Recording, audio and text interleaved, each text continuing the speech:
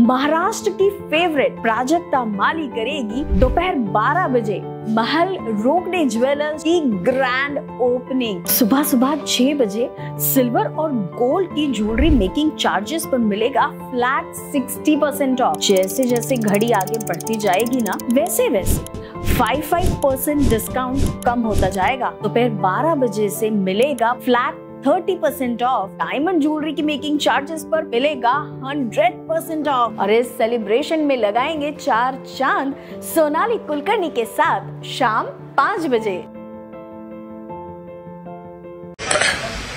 प्रदेश अध्यक्ष रवी चव्हाण जी आणि मी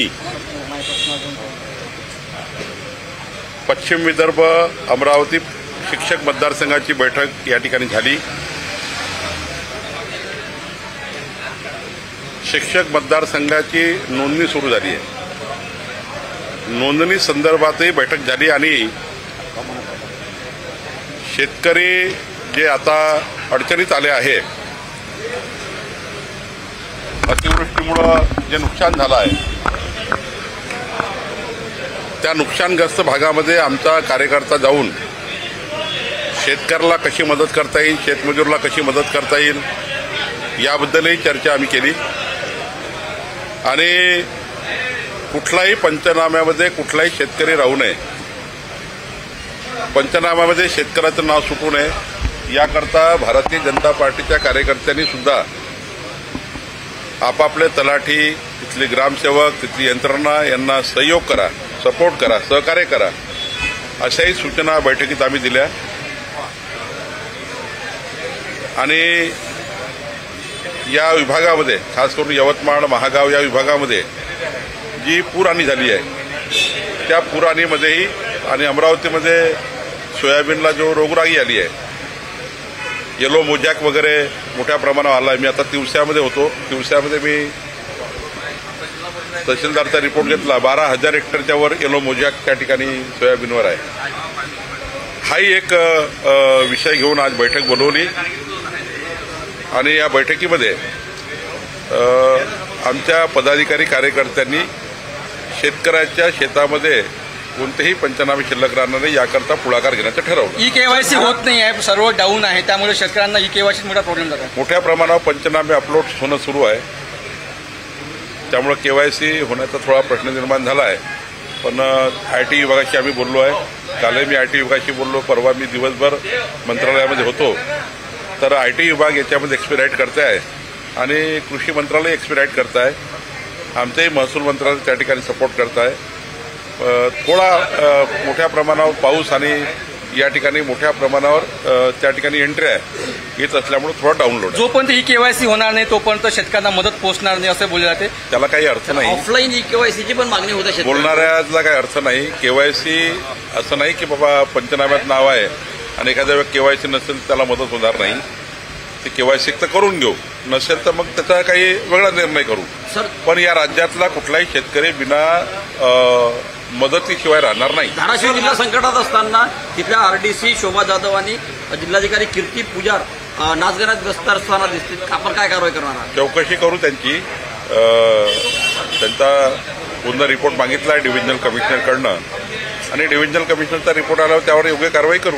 सर, बिहारमध्ये 75 लाख महिलांना जे आहे ते 10,000 रुपये दिले जाणार आहेत लाडकी बहीण योजनेच्या धर्तीवर योजना सुरू केली, परंतु मतं विकत घेण्याचा हा प्रयत्न असल्याचा आरोप विरोधकांनी केला। दुसरीकडे केंद्र सरकारकडनं मदत घेऊन राज्यात कर्जमाफी का केली जात नाही असं देखील बोललं जातं। लोकसभेच्या निवडणुकीच्या वेळी काँग्रेसनी, राहुल गांधींनी 8,000 रुपये खटाखट देऊ माननीय मोदीजींनी किंवा तिथल्या सरकारने, नितीश कुमारजींनी व्यवसाय प्रशिक्षण या आधारावर योजना तयार केली। ही काही लाडक्या बहिणीसारखी योजना नाही। तिथे 10,000 प्रति महिलांना रोजगार निर्मितीचा केलेल्यासाठी आणि हा नेहमीचाच आपला केंद्र सरकारचा, राज्य सरकारचा प्रयत्न आहे की रोजगार निर्मिती करणे। त्यामुळे 75 लाख महिलांना स्वयंरोजगाराकरता 10,000 रुपये देणे।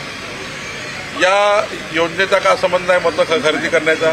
निवडणूकच लागली नाही आहे, निवडणुकीला वेळ आहे, पण निवडणूकच लागली नाही असा आरोप करण्यात काय अर्थ आहे? व्यवसाय आणि प्रशिक्षण या विषयाला 10,000 रुपये दिले आहे आमचं सरकार असताना आम्ही करतोय. किमान तुमचं सरकार असताना तुम्ही काहीच केलं नाही. तुम्हाला कोणी थांबवलं होतं? उद्धव ठाकरेजींना त्यांचा पेन कोणी थांबवला होता की या महाराष्ट्रातल्या 2 कोटी महिलांना 10,000 देऊ दे? तुम्हाला कोणी थांबवलं होतं? उद्धव ठाकरेंनी 2.5 वर्ष का नाही केलं? त्यांना का नाही केलं? त्यांना कोणी थांबवलं होतं? मागणी केली की 50,000 रुपये हेक्टर नाही. आज जयंत पाटील मागणी केली की 50,000 एकरी मदत करायला पाहिजे. हे लोक बांधावर जाऊन 50,000 रुपये देऊ असे म्हणणारे लोक आहे, खोटारडे आहेत. आमचं सरकार देणार आहे, हे लबाड आहेत. या राज्यात जेव्हा जेव्हा संकट आलं तेव्हा देवेंद्र फडणवीस सरकारने आणि आमच्या सरकारने शेतकऱ्याला मदत केली. हे काँग्रेसच्या सरकारमध्ये लबाडीगिरी झाली. उद्धव ठाकरेच्या सरकारमध्ये म्हटलं होतं बांधावर जाऊन आम्ही त्या ठिकाणी 50,000 रुपये देऊ.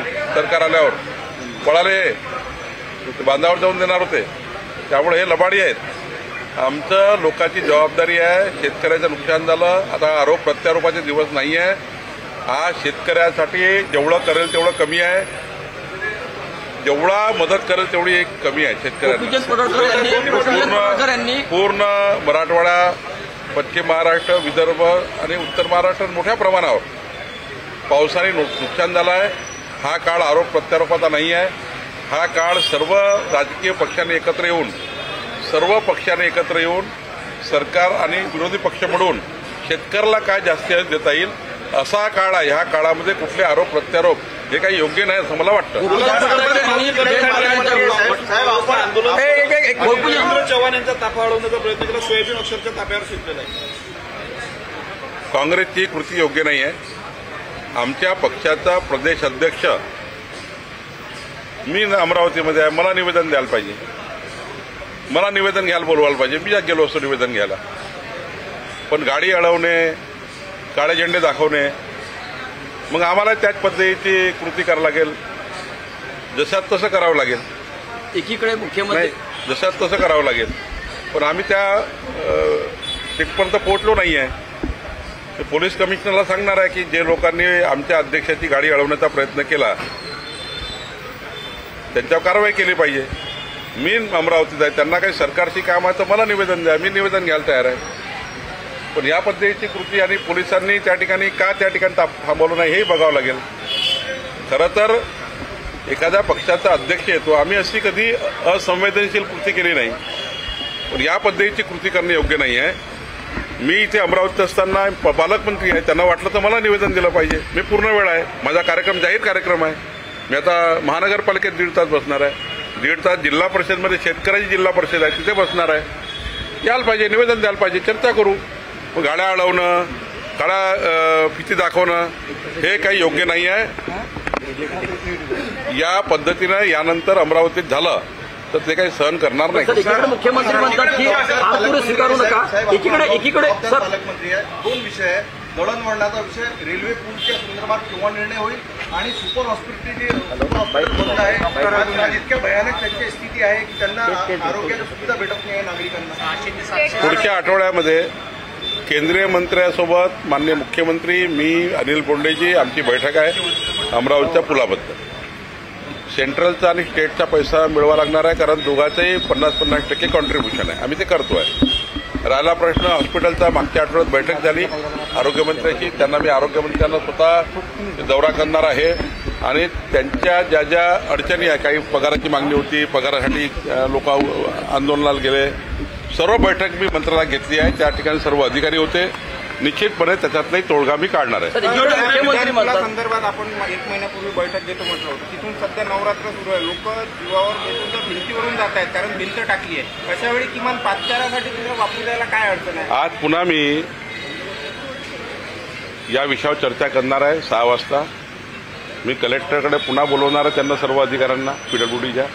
आणि काय त्यातला काही कोणाचा ॲक्सिडेंट नव्हता, कोणाचा अपघात नव्हता, काय मार्ग काढता येईल त्याच्यानंतर मी तुमच्याशी बोलणार आहे. आपण बोललो 2दा बैठक झाली. त्यांनी त्यांचा रिपोर्ट मागितला की बाबा याच्यामध्ये पायी सोडता येईल का, किमान लाईट मोटरसायकल तरी सोडता येईल का, म्हणजे 4 व्हीलर नाही पण मोटरसायकल तरी किमान आवागमन चालू होता येईल का, याचा रिपोर्ट मागितला आहे.